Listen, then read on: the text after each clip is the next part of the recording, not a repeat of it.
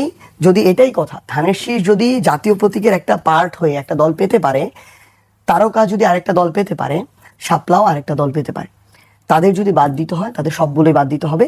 এই জন্য আমরা স্পষ্ট করে বলেছি এনসিপির মার্কা হলে শাপলা হবে, যেহেতু আইনগত বাধা নেই। না হলে অন্য কোনো মার্কা নিয়ে এনসিপি এখন পর্যন্ত ভাবছে না। এবং আমরা বিশ্বাস করি যে এই জায়গায় নির্বাচন কমিশন যদি তাদের বিভিন্ন প্রভাবে প্রভাবিত হয়ে এই সিদ্ধান্ত নেয়, ওই নির্বাচন কমিশনের উপর এনসিপির কোনো আস্থা থাকবে না। আসসালামু আলাইকুম বন্ধুরা, আপনারা তো সবাই জানেন যে সামনে নির্বাচন হইতেছে, আর সেই জন্য সবাই আলাদা আলাদা রাজনৈতিক ব্যবস্থা নিয়ে ব্যস্ত।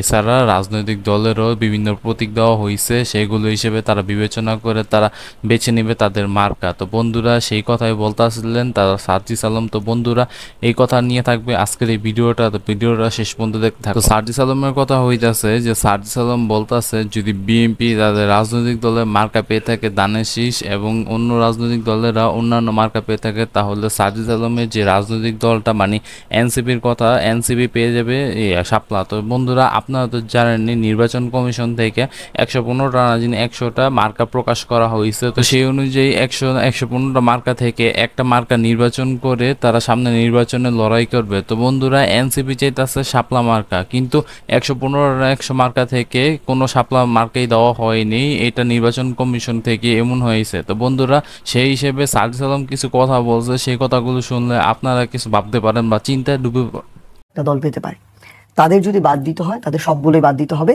এই জন্য আমরা স্পষ্ট করে বলেছি এনসিপির মার্কা হলে শাপলা হবে, যেহেতু আইনগত বাধা নেই। না হলে অন্য কোনো মার্কা নিয়ে এনসিপি এখন পর্যন্ত ভাবছে না।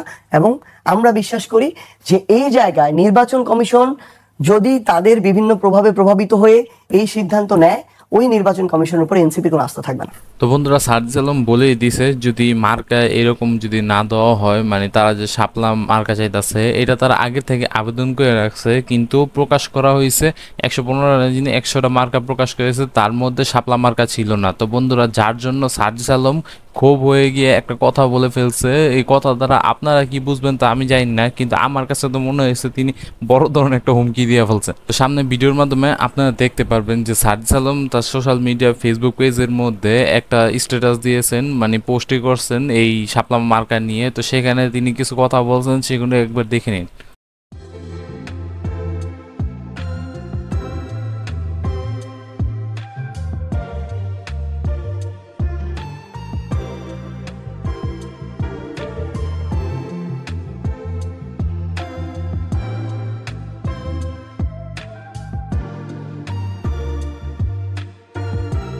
তো বন্ধুরা দেখতেই পারলেন সার্জিস আলম তার ফেসবুক পোস্টের মাধ্যমে তিনি একটা পোস্ট করছেন যে তিনি বলছেন যে সকল ধরনের বন্যামি রাজনৈতিকভাবে মোকাবেলা করা হবে, যেহেতু কোনো আইনগত বাধা নেই তাই এনসিপি মার্কা সাপ্লাই হতে হবে, অন্য কোনো অপশন নাই। না হলে কোনো নির্বাচন কিভাবে হয় আর কে কিভাবে ক্ষমতায় গিয়ে মধু খাওয়ার স্বপ্ন দেখে সেটাও আমরা দেখে নেব। তো বন্ধুরা দেখতে পারলেন সার্জিস আলম কি পোস্ট করছে। তো বন্ধুরা এই বিষয় নিয়ে আপনাদের কার কার কি মতামত তা অবশ্যই জানাবেন। এছাড়া সার্জিস আলমের কথার সাথে আপনারা কি এই বিষয়ে একমত কিনা তা অবশ্যই জানাতে পারেন। তো এই ছিল ভিডিওটি, দেখা হবে নতুন কোনো ভিডিওতে। সে বন্ধু ভালো থাকবেন, আর যদি মনে হয় ভিডিওটা শেয়ার করার মতন তাহলে শেয়ার করে দেবেন আপনাদের বন্ধু বান্ধব আত্মীয় স্বজনের মাধ্যমে। তো এই ছিল ভিডিও, দেখা হবে নতুন কোনো ভিডিওতে। সে বন্ধু ভালো থাকবেন, টেক কেয়ার, আল্লাহ হাফেজ।